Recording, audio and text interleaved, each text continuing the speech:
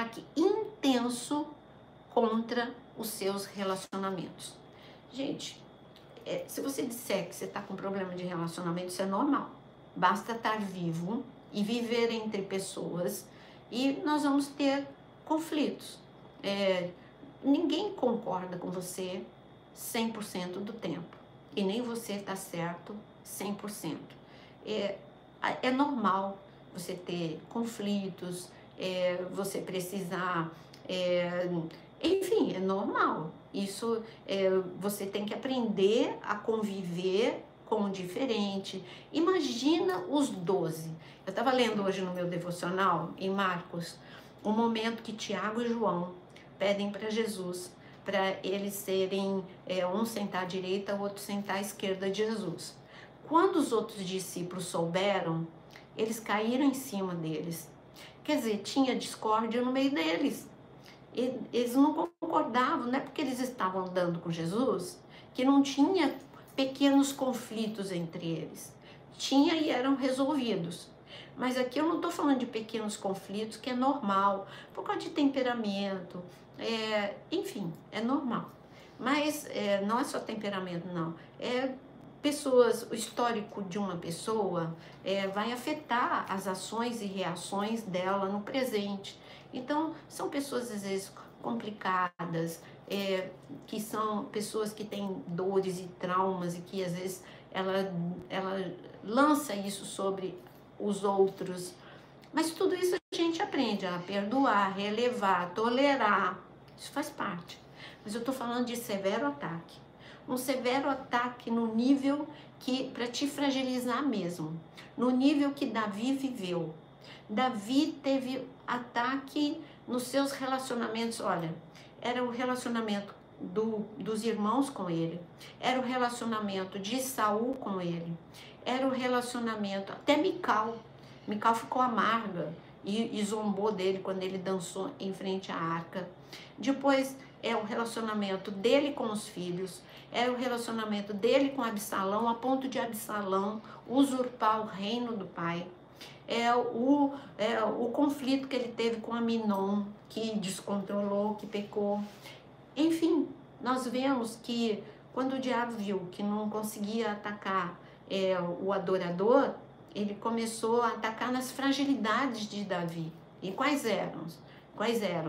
Era a mulher, né, que ficou claro, e era também a carência que ele tinha, porque ele nasceu num ambiente de rejeição, cresceu num ambiente de rejeição, e então é lógico que para ele era muito importante ser amado, era muito importante ser aprovado. No entanto, ele não foi. E assim, através desses relacionamentos, ele foi ficando fragilizado. Vou provar para você como um severo ataque espiritual veio através de um severo conflito. Por ocasião, justamente, quando o seu filho, Absalão, usurpou o trono, Davi não quis briga com o filho, e Davi foi pai, né? Pai é pai. E Davi só saiu do trono triste, arrasado, humilhado, chorando, e foi a caminho do Jordão. Só que esse ataque no relacionamento entre ele e Absalão, porque ele amava Absalão, mesmo Absalão fazendo as coisas erradas, quando Absalão morreu, Davi quase que morre junto, de dor, né? Então, Davi, ele foi caminhando em direção ao Jordão. Quando ele chega perto do Jordão, ele está tão esgotado espiritualmente, e fisicamente e emocionalmente, que ele para. Não está escrito que Davi sempre perguntava: Senhor, eu devo ir ou devo ficar? Neste momento, não está escrito que Davi perguntou: Deus, eu devo continuar ou devo ficar? Ele só se sentiu esgotado. E quando ele ficou esgotado, ele ficou. Ele não atravessou o Jordão. E aí tinha um plano. O inimigo que queria, né, o conselheiro de Absalão, disse: olha, seu pai é herói, mas ele, com certeza, ele deve estar cansado, então vamos lá atacar o seu pai neste momento. E quase que o plano dá certo. Se não fosse Deus que falasse uma palavra. Deus não ficou alimentando o coitadismo na vida de Davi. Deus só deu um recado para Davi. Davi, levanta e atravessa o Jordão, ou você vai morrer. Levanta e atravessa o Jordão. Então, quando Deus fala, levanta da cama, reage,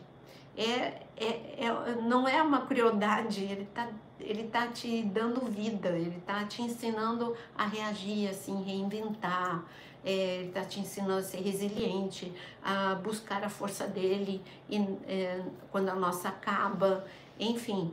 Então, o porquê, né? Para você ficar fraco espiritualmente e para você ir para o plano das trevas dar certo. O que o diabo queria não era só depor Davi do trono, queria destruir completamente. Então, cuidado, quando você começa a viver muitos conflitos intensos, dentro de casa, no trabalho, na igreja, fala, peraí, tem coisa aqui para me destruir. Eu não vou me entregar a esses conflitos. Eu sou filho de Deus e está escrito em Mateus capítulo 5 que felizes são os pacificadores, porque estes são chamados de filhos de Deus. Eu não vou me desgastar hoje também no meu devocional, ainda em Marcos, né? Eu vi como Jesus, quando ele foi interrogado no seu primeiro julgamento, toda pergunta ele devolvia com uma pergunta, ele não se desgastou discutindo, ele só devolvia a pergunta, é mesmo? Então tá, e você? Então, a estratégia dele é fenomenal, fenomenal. E você precisa aprender a parar de se desgastar, as brigas desgastam, os conflitos desgastam, a paz e o perdão, ele renova suas forças. Ser pacificador não é ser frágil, porque só consegue perdoar a pessoa forte, só consegue ser pacificador uma pessoa forte. Então, no caso de Davi, tá bom, Davi ele já tinha perdoado Absalão, mas então o que ele precisou? Não se desgastar. Ele soube não se desgastar, ele não ficou batendo boca com Absalão, mas agora ele precisava reagir. Ele ficou tão ofendido, tão ofendido, tão ofendido, que funcionou esse conflito. Ele fez tudo certo. Não brigou com Absalão, não se desgastou na briga, não se vingou. Mas o que não deu certo? Ele ficou muito ofendido, ele ficou muito triste. Mas ele não podia ficar? Claro que pode. Você não pode permanecer. Você pode ficar, não pode permanecer. E ele permaneceu ofendido, permaneceu triste. E aí isso foi roubando a força dele. Daqui a pouco as trevas. Ele está cansado. Olha a palavra do conselheiro de Absalão. Seu pai está cansado e fraco. É isso que as trevas esperam de você. Que você fique cansado das pessoas, cansado de tudo e fraco. E você vai surpreender quando você renovar suas forças em Deus. E aí ele falou, sabe uma coisa? Eu não posso, com as minhas mãos, melhorar essa situação. Então eu vou me renovar a minha força, vou atravessar o Jordão e sei que Deus vai tomar conta de tudo que é meu.